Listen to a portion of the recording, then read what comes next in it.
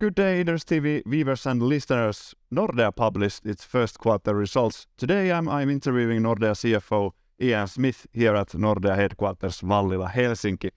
Ian, congratulations on an excellent start to the year. I think you're not well known among all Finnish retail investors, so maybe at the beginning you could tell me something about your background. Well, good to see you, Valerie, and hello everyone. So I joined Nordea about 2.5 years ago, so that makes me very much a new guy in the team. I'm a Scot by heritage, if not by accent.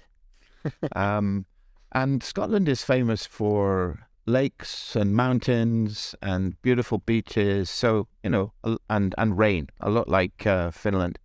And the other attribute that people associate with Scots is that they're very careful with their money. And that's something that I think was important when Frank van Jensen hired me. That's a very good attribute. I think, if my memory serves me well, that this was the best quarter in Nordea's history. So could you walk us through the first quarter numbers and what were the main highlights?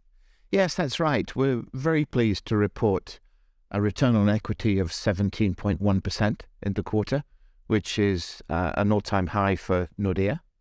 It's off the back of a continued focus on our customers. We have seen good income growth. We've seen good cost control, and overall just very pleased to be able to perform so strongly. It's a more difficult market, I think. We see that in things are much more flat from a mortgage perspective. Customers are not buying properties and upgrading in the way they used to, so a slower mortgage market. But we've seen good growth in corporate lending, and our corporate customers continue to turn to us for help in the current climate. Did you see any effect? We had a small banking crisis, especially in the US, and something also happened in Europe. So did you see any effect from that in March? No impact on Nordea at all. And I think what we've seen over the last couple of months in banking, in banks in other countries, is just a reminder of how important it is to be stable and strong and consistent. And I think that's an absolute feature of the Nordea story. We're conservative, we're very focused on running a safe and sound business, and that's important for our customers, but also for the banking system in the Nordic countries in general. Could you give us some comments about your loan loss development? I tried to find the loan losses in your report, but they were so small that I couldn't see them with my magnifier. I think that's right, and it's one of the strange or unexpected circumstances we have at the moment. We know that with higher interest rates, with higher inflation, that makes life a little bit tougher for our customers. The strain on household budgets and the reduction in consumer confidence we might expect to feed through into lower loan loss, to higher loan losses. What I think we see is, first of all, our customers are in good shape. They've managed their finances prudently. They are still we have good employment rates in all of the Nordic countries, and that helps customers deal with tougher conditions. And so what we're seeing at the moment is, first of all, no signs of stress in our loan portfolios, despite the worsening macro conditions. And that's why we haven't seen loan losses, and loan losses have been lower than historical average over the last 3 years, really. Have you felt any competition in deposits or pressure to raise deposit rates? So competition has always been strong in Nordic banking. And as we see interest rate rises across the 4 Nordic countries, that feeds through into customer expectations. And I think we have now a situation with very attractive rates on our savings products that customers are taking up with enthusiasm.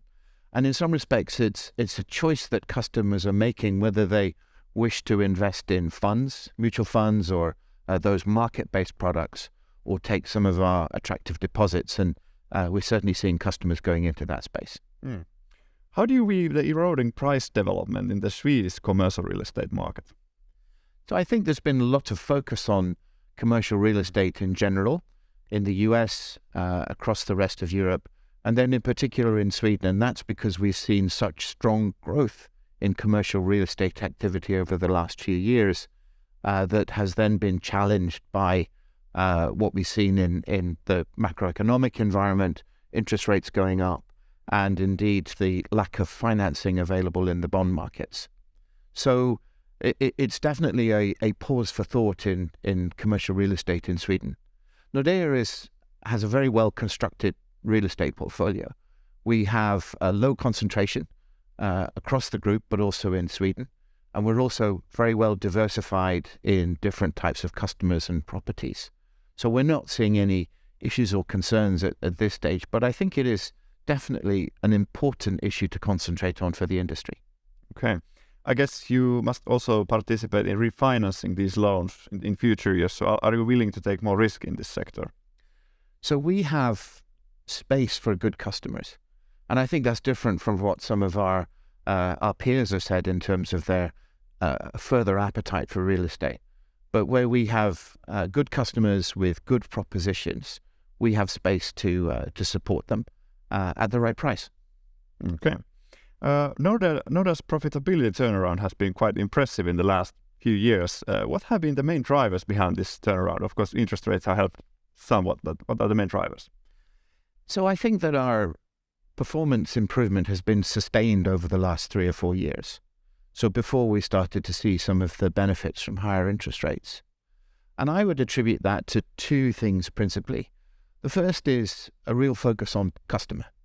And that shows through in the delivery of growth in our lending, growth in our deposits, and generally speaking, strong customer satisfaction figures. And I think that's at the root of this. And then secondly, I would say we've had focus and accountability throughout our management team. And I think that sense of purpose and that clarity around setting targets and delivering on those targets has contributed to this. Nordea's return on equity target is that it should exceed 13% in 2025, but as everyone knows, I think your return on equity was now well over 17% in the first quarter, so you're already exceeding this target. You have said that if the market situation stabilizes later this year, you would update this target, but could you give us any hint where could it be, or does it need to support this sort of return on equity? Do you need high interest rates or what? So we've been pretty clear from when we announced the return on equity target of above 13% in 2025, that of course above 13% means there is no ceiling on it. We've had a really strong performance over the last few quarters, and as we talked about, a record return on equity at 17.1% this quarter. I think that needs to be seen in the context, though, that we have a number of things that support that high level. First of all, as we talked about earlier, we've seen extremely low loan losses, and we know that in a normal environment we would expect to see the normal level of loan losses, and we've talked around 10 basis points, which is compared to the 2 basis points that we saw in this quarter.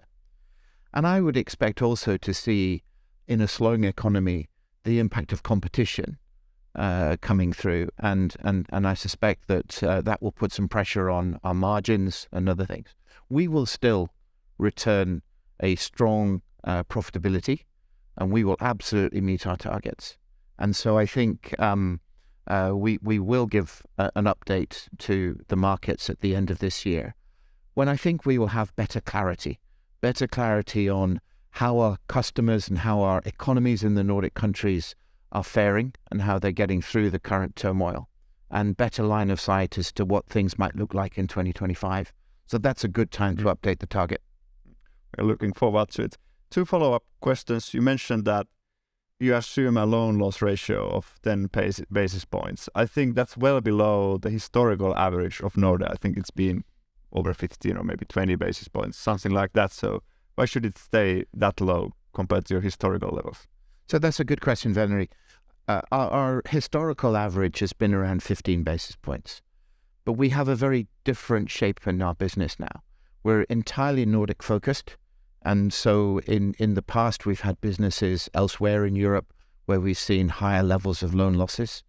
Poland is an example, Russia. We're no longer in those countries. We're completely focused on Nordics. And we have a different shape to our lending portfolio as well. We're now much more tilted towards mortgage lending, which has a very low level of losses historically, and that's a much more important part of our portfolio than in the past. And then we've also taken a step back from some of the more volatile, higher risk sectors, and one of those would include oil and offshore. And we are now very much reduced in that space. So all of those things have changed the mix in our business, which means we're a lower risk, lower loan loss bank going forward. Exactly. And the last question, in your presentation slides, you have slides when you show your interest rate sensitivity. When interest rates goes up, then that's very pleasant to know that, of course. But I think market expectations are that they will start go lower maybe later this year or 24 or something like that. So how sensitive you are in a situation where interest rates actually go down? So I think there's been a real benefit to all banks' net interest income from finally getting back to a more balanced interest rate policy. I don't think that zero or negative interest rate policy has been a good experiment. So I think we're getting towards a more normalized environment. Certainly expectations are that rates will remain positive but lower in 24 and 25. And I think that's helpful for customers. So that will inevitably slow the rate of expansion of net interest income. But I think it's really important to have positive rates to remind people that money has a cost. Thanks, Ian, for the interview. Pleasure.